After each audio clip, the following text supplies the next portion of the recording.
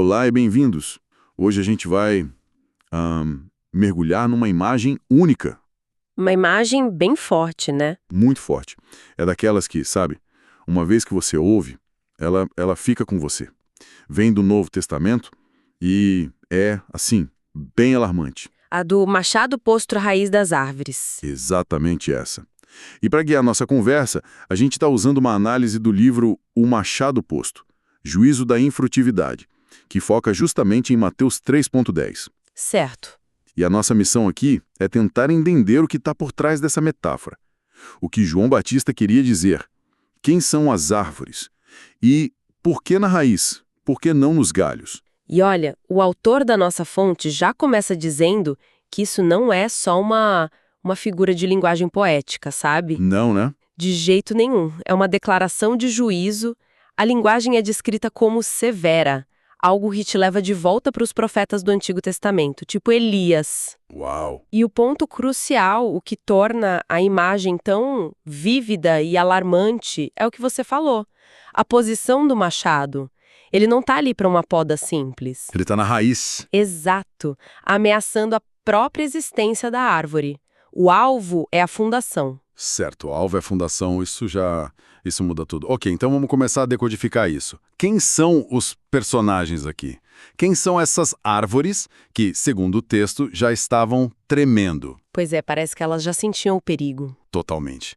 Bom, a interpretação na nossa fonte é bem direta. As árvores são um símbolo para a descendência de Abraão segundo a carne. Ou seja, o povo judeu daquela época.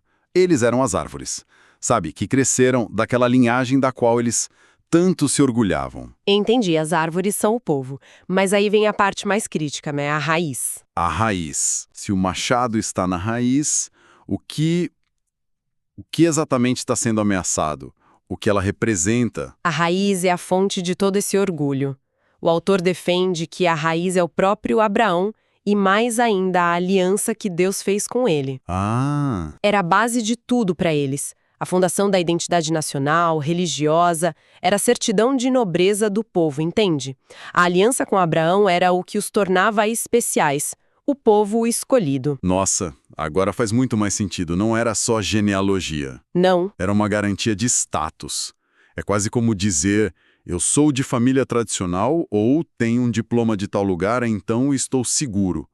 É esse tipo de confiança. É exatamente essa a ideia. O texto até lembra daquela cena em João 8, quando eles confrontam Jesus e falam com o peito estufado. Somos descendentes de Abraão. Verdade. Essa era a carta na manga, com o argumento final que, na cabeça deles, os protegia de qualquer crítica. A raiz era nobre, então a árvore, intocável. Eles se agarravam nisso. E aí que a mensagem de João Batista entra com tudo. Com os dois pés na porta. Colocando o machado na raiz, ele está basicamente dizendo que essa garantia acabou, que o diploma na parede já não vale mais nada. Precisamente. A mensagem é brutal. Não adianta ter uma raiz nobre se a árvore ficou podre. Puxa. O problema, e a análise deixa isso bem claro, não era a origem. Ninguém estava questionando Abraão. O problema era o resultado. A árvore, mesmo com a raiz sagrada, tinha se tornado na árvore má, corrupta. O foco muda completamente. Sim, o juízo não era sobre de onde vieram, mas sobre o que se tornaram. Árvores que não davam frutos, a infrutividade, essa era a acusação. E a linhagem, a raiz, não ia servir de escudo. Isso vira a lógica deles de cabeça para baixo. A segurança na herança, invalidada. O foco sai do passado e vai para o presente, para o fruto. Exato. O que me leva a outra pergunta. Se as árvores são o povo e a raiz é a aliança, o que é esse machado? A análise sugere que ele é bem mais complexo. Sim, aqui a coisa fica multifacetada. O autor explora pelo menos 3 camadas de simbolismo para o machado. Certo. Qual a primeira? A primeira, e talvez a mais fundamental, é que o machado representa a palavra de Deus. A palavra de Deus como um machado. A imagem é poderosa. O texto que a gente está vendo descreve ela como mais afiada que espada de 2 gumes. Exato. E ainda cita Oséias, uma passagem que dá até arrepio. Com as palavras da minha boca os matei. Quer dizer, a palavra não é só comunicação. Não mesmo. É um instrumento de juízo. Que pode derrubar. E a análise vai além, né? Fala de uma natureza dual dessa palavra. Sim, ela lembra daquela passagem em 2 Coríntios, que diz que a verdade divina é, ao mesmo tempo, cheiro de vida para vida e cheiro de morte para morte. Peraí, como a mesma coisa pode ter 2 efeitos tão opostos assim? Pensa num holofote muito forte numa caverna escura. Ok. Para a pessoa que está perdida e procurando a saída, aquela luz é salvação, é vida. Mas para uma criatura que vive no escuro, que não suporta a luz, o mesmo feixe é dor, é ameaça. É como a morte. Uau, que analogia boa. A luz é a mesma, sabe? O que muda é a condição de quem a recebe. A palavra machado funciona assim. Para quem está alinhado com ela, edifica. Para quem está em oposição, ela expõe, julga e derruba. Faz todo sentido. A mesma verdade que constrói para uns, desmantela outros. Mas você disse que essa era só a primeira camada. Qual o segundo símbolo para o machado? O segundo símbolo é o próprio Cristo. O próprio Cristo? Sim, o autor usa uma imagem lá do livro de Daniel, a pedra cortada do monte. Nessa profecia, uma pedra que não foi cortada por mãos humanas atinge e destrói os reinos do mundo. Certo, eu lembro dessa passagem. Nessa interpretação, Cristo não é só um mensageiro que traz a palavra machado. Ele é, em pessoa, o próprio machado de Deus. Nossa, isso eleva o nível. A gente passa de uma mensagem que julga para uma pessoa que julga. Exatamente. A diferença é enorme. Ter um livro de regras como juiz é uma coisa. Agora, ter uma pessoa é muito mais dinâmico, pessoal. Muda tudo. Não é mais um princípio abstrato. É um agente divino ativo que vem para confrontar as estruturas de poder. O confronto se torna muito mais direto. Cristo, como machado, é a encarnação do juízo. Ok.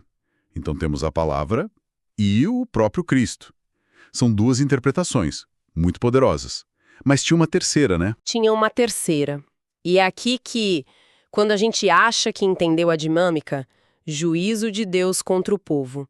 A análise dá uma virada de roteiro. Ah, é? É um daqueles momentos que te fazem reler o parágrafo. O autor cita uma passagem do profeta Jeremias que vira tudo de cabeça para baixo. Agora eu fiquei curioso. O que a passagem diz? Deus falando para o seu povo diz o seguinte: você é o meu martelo, a minha arma de guerra. Minha arma de guerra? A implicação disso é chocante. O povo, que até agora era a árvore passiva, só esperando o corte, de repente recebe uma nova possibilidade. Peraí. A de se tornar o próprio instrumento do juízo. Você está me dizendo que as árvores podem se tornar o machado? Que o alvo do julgamento pode se tornar a ferramenta do julgador? É exatamente essa reviravolta. Isso subverte a imagem toda. Nossa. Parábola deixa de ser só uma advertência passiva, um cuidado, o juízo vem aí, e vira um chamado ativo. Radical. Um chamado. Abre a possibilidade de você passar da condição de árvore infrutífera prestes a ser cortada para de arma de guerra nas mãos de Deus. Que mudança de perspectiva. É gigantesco. Não é só sobre ser julgado, é sobre escolher de que lado do machado você vai estar. E mostra que o julgamento, nessa visão, não é só punitivo. Ele pode ser transformador. É quase uma oferta de alistamento no meio de uma sentença de condenação. Exato. Ok, minha cabeça está girando um pouco com tudo isso. Vamos juntar as peças. A gente tem as árvores infrutíferas, o povo, apoiadas numa raiz nobre, a aliança, que já não garante mais nada. Certo. E aí surge o machado, que é a verdade. É Cristo, e potencialmente o próprio povo regenerado. É um palco montado para uma crise. Uma crise inevitável. E para capturar o impacto disso na época, a análise usa um antigo comentarista que descreveu o ministério de João de uma forma muito poderosa. Como? Ele diz que o ministério de João ardia como um forno. Ardia como um forno. Sim. E ele continua dizendo que João não deixou para os fariseus nem a raiz da aliança de Abraão, nem os ramos de suas boas obras. Ele queimou tudo. Queimou tudo. Ele não só cortou a árvore, ele arrancou a raiz em que eles se apoiavam. E com isso, o comentarista conclui: deixou-lhe sem nenhuma terra a que pudessem se agarrar. Sem nenhuma terra que pudessem se agarrar. Essa imagem é desoladora. Totalmente. É a sensação do chão sumir sob os seus pés. Ter sua identidade, sua segurança, sua história, tudo pulverizado. É o terror absoluto. É o desmantelamento completo das velhas seguranças. Não tinha mais solo firme para quem confiava só na linhagem. E isso leva à pergunta que fica no ar, né? A pergunta inevitável. Exato. Com um quadro tão severo, um machado na raiz, um forno ardendo, isso é só uma mensagem de destruição. Cadê a esperança no meio disso tudo? Parece não ter nenhuma. Essa é a pergunta crucial. E a análise oferece a resposta, o contrapeso para toda essa severidade. E qual é? É uma frase curta, quase escondida ali no meio do argumento, mas que muda tudo. Ela diz: o machado está nas mãos de um Deus justo. Isso sim muda tudo. Completamente. Essa pequena frase recontextualiza a cena toda. Não é uma destruição arbitrária, uma fúria cega. Certo. O machado não está agindo sozinho. Ele é uma ferramenta. E a mão que o segura é uma mão justa. Ou seja, o juízo. Por mais radical que seja, é direcionado com precisão contra a infrutividade, a hipocrisia, a corrupção. Não é demolição. É uma cirurgia para remover um câncer. Então, o alarme da imagem é equilibrado pela confiança em quem maneja o instrumento. O medo do corte é temperado pela certeza de que o corte vai ser justo. Exatamente. Isso dá uma profundidade enorme. Não é sobre terrorismo espiritual. É sobre um chamado radical à realidade, executado por uma justiça perfeita. Perfeito. A severidade é para acordar as pessoas para a urgência, para o perigo de se apoiar em fundações falsas. Mas a identidade do juiz garante que o resultado final será justo. A justiça é a esperança dentro do juízo. Que jornada! A gente começou com essa imagem ameaçadora, quase de filme de terror, do machado na raiz. Pois é. E ao mergulhar na análise, descobrimos todas essas camadas de significado. Sobre a identidade, sobre a futilidade de confiar só na herança. E sobre a natureza da verdade divina como esse instrumento afiado, né? Sim. Fomos da imagem superficial para a teologia complexa que a sustenta. Da ameaça à compreensão. E fica muito claro que o ponto central de tudo, o nervo exposto que a parábola toca, é o ataque à raiz. Sim, aquela fundação que todos consideravam garantida, inquestionável. A grande mensagem parece ser que nenhuma fundação, por mais sagrada que seja, isenta alguém da responsabilidade de produzir bons frutos. Esse é o coração da questão. Isso nos deixa com um pensamento final para refletir, que vem direto da lógica da análise.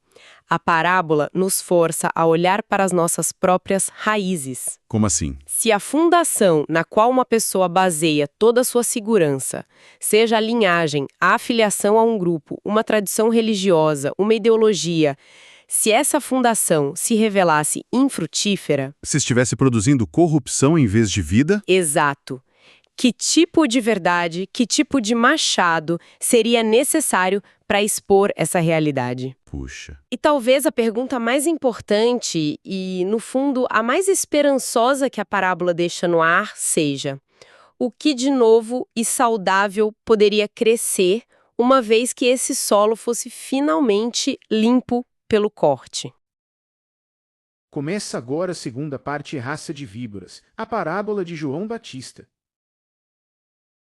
Olá e bem-vindos. Hoje a gente vai analisar uma das ofensas assim mais brutais já registradas.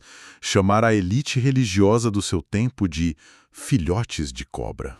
E o mais incrível é que, segundo o material que a gente tem aqui, não foi só um xingamento, né? Não foi. Foi uma análise de caráter tão devastadora que, olha, ecoa até hoje. A nossa missão aqui é destrinchar o que essa expressão realmente quer dizer. O que levou João Batista a usar uma linguagem tão pesada? A gente vai fundo para entender como um simples insulto pode carregar o peso de uma bomba teológica e cultural. É isso aí. A gente vai descobrir que por trás dessa expressão, que parece só um ataque de raiva, existe um diagnóstico clínico, sabe? Quase cirúrgico da hipocrisia. O nosso material sugere que cada palavra foi escolhida a dedo para expor o caráter dos acusados, questionar a identidade espiritual deles e, no fim, redefinir tudo o que eles acreditavam ser. Certo. Então, vamos começar pelo óbvio. A nossa fonte deixa claro o choque da expressão. Tem uma citação direta aqui que diz: que figura de linguagem para usar em referência a homens, e ainda mais a homens religiosos víboras. A minha primeira reação é pensar: ok, ele estava com raiva. Políticos se xingam, pessoas brigam, por que a gente deveria ver isso como um diagnóstico teológico, e não apenas, sei lá, um profeta perdendo a paciência? Essa é a pergunta-chave. E o texto argumenta que não foi um impulso. A fonte diz que João estava bem ciente do caráter imutável daquelas pessoas. A escolha da palavra víbora é deliberada e de uma forma sombria genial.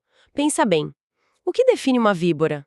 Não é só o veneno, é a sua natureza. A natureza. Isso. Uma víbora não decide ser perigosa, ela é perigosa. Ela não pode ser treinada para ser um coelhinho, entende? A natureza dela é fixa. Faz todo sentido. Então a palavra víbora foi escolhida por causa dessa natureza, não só pela ação de picar.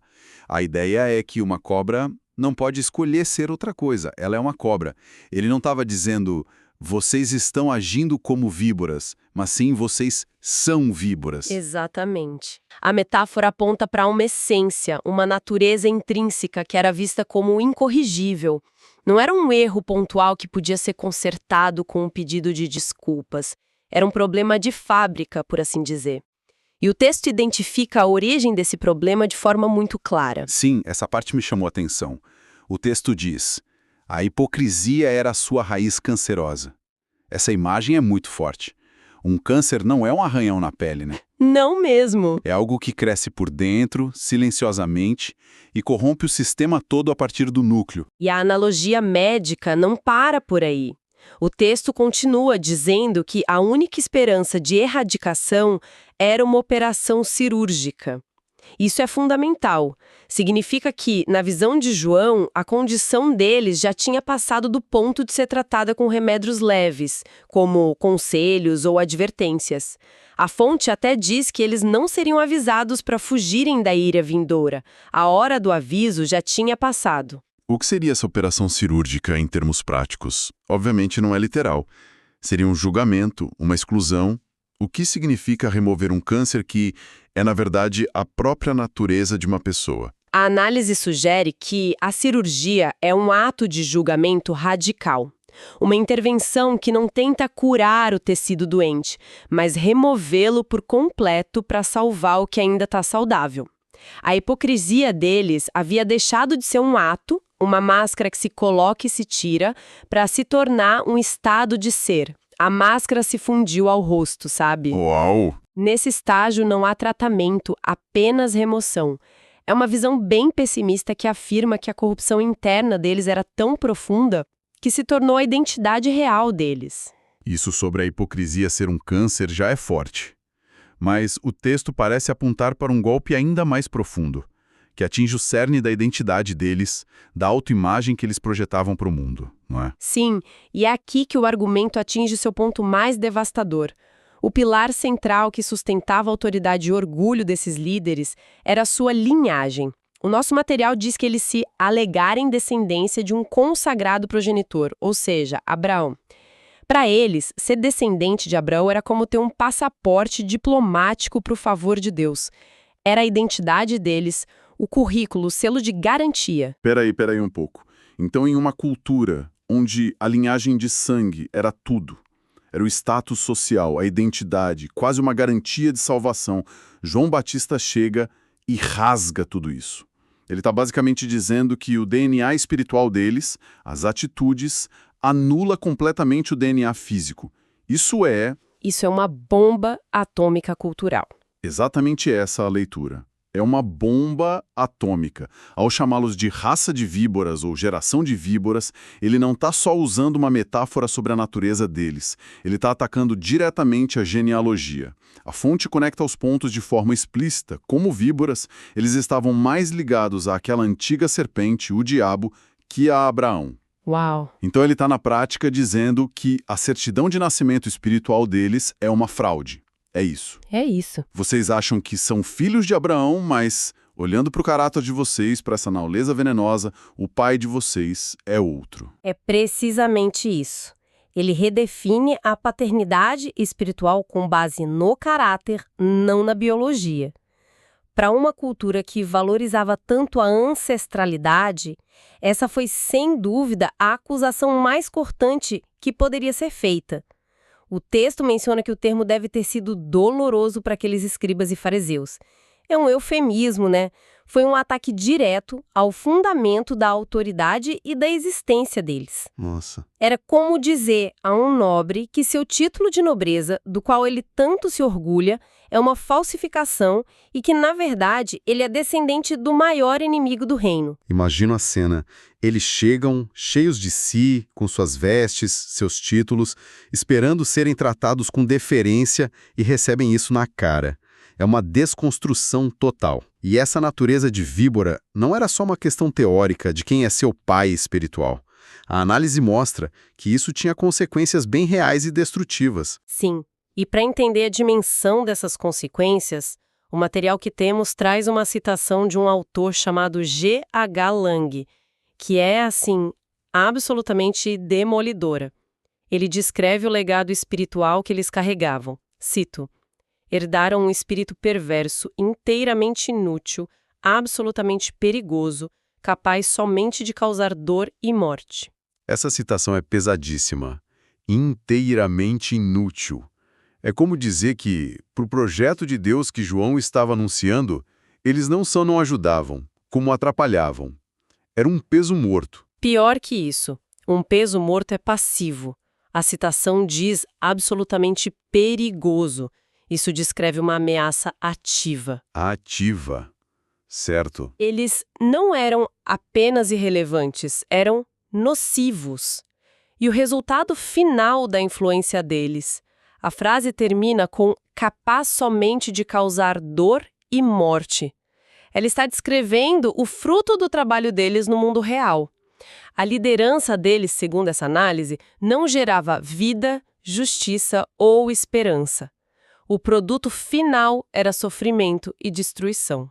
O fruto que eles produziam era veneno, o que, por sua vez, validava o diagnóstico inicial de que eles eram víboras. É um ciclo que se auto-justifica, né? Uhum. E o texto não para por aí. Ele vai ainda mais fundo buscando as raízes históricas dessa linhagem espiritual do mal. Menciona que eles eram os verdadeiros descendentes dos antepassados apresentados por Isaías. E essa conexão é a peça final do quebra-cabeça. Ao ligar a acusação ao profeta Isaías, especificamente o capítulo 59, a condenação de João ganha uma profundidade histórica e bíblica gigantesca.